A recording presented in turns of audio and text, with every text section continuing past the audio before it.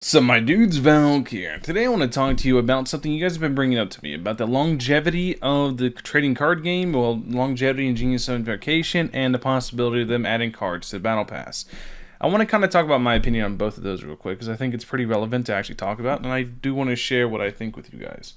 So, the longevity of it. If you guys don't know, there is a matchmaking mode into the game. You're going to be able to queue up with random people, and you're going to be able to match anytime you want to find a match, as long as people are looking for it. I think this feature alone, provided how big Genshin's player base is, I know it's only a portion of you guys that actually are even interested in TCG, but given how big Genshin's player base is, I imagine this feature alone is going to keep it very healthy and very thriving.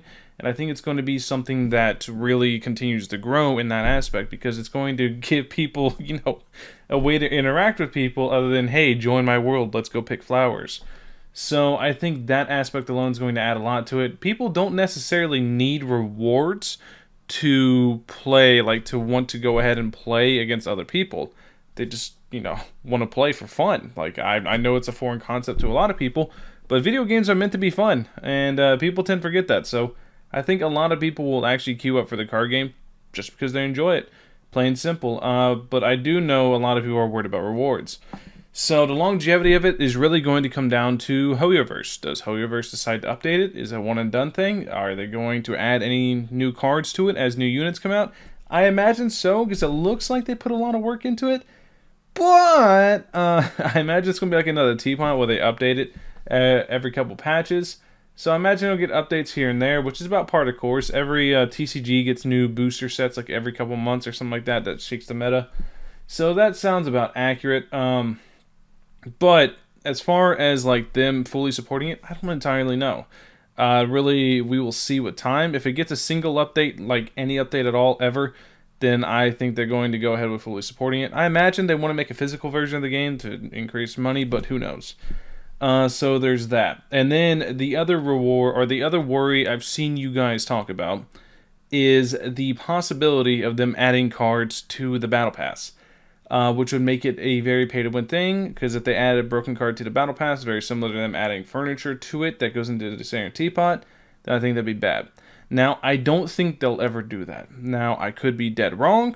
Who knows? Time will tell, but I don't think they'll do it because they stated that they want it to be a very fun and casual mode. They don't want anybody to feel pressured to do anything.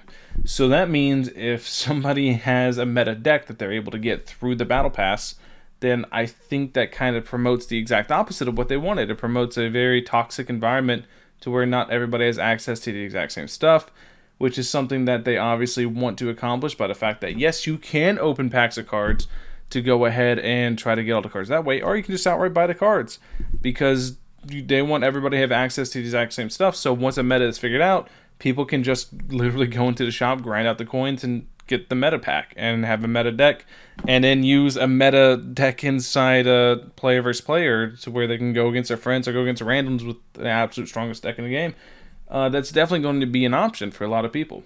So, all that being said, I do think the game's going to last quite a while. Like I said, it really depends on Hoyoverse, but in my opinion, I don't think that it's going to be pay to win in the slightest. I don't think they're going to try to exclude anybody. I think they're going to try to make it as casual and friendly as they can, because that seems to be their kind of motivation behind a lot of decisions inside the game. And I think they're going to try to just give people, a way to interact with people more, because in the end, Genshin is more of like a social hub at this point, right? It's like an exploration, story-based game where when you're done with that, it really just turns into a social hub to where you're just talking with other people, having a good time, which I hope they enable like text chat inside matches, so you can either, talk sweet to each other or, just talk in general to whoever you're going against. Could be a good time. Anyways, let me know what you guys think in the comment section below. Thank you guys for watching as always. These are my thoughts on all of this. Hopefully it makes sense to you guys. Maybe I'm right, maybe I'm wrong. Who knows? Anyways, catch you guys in the next one. Peace.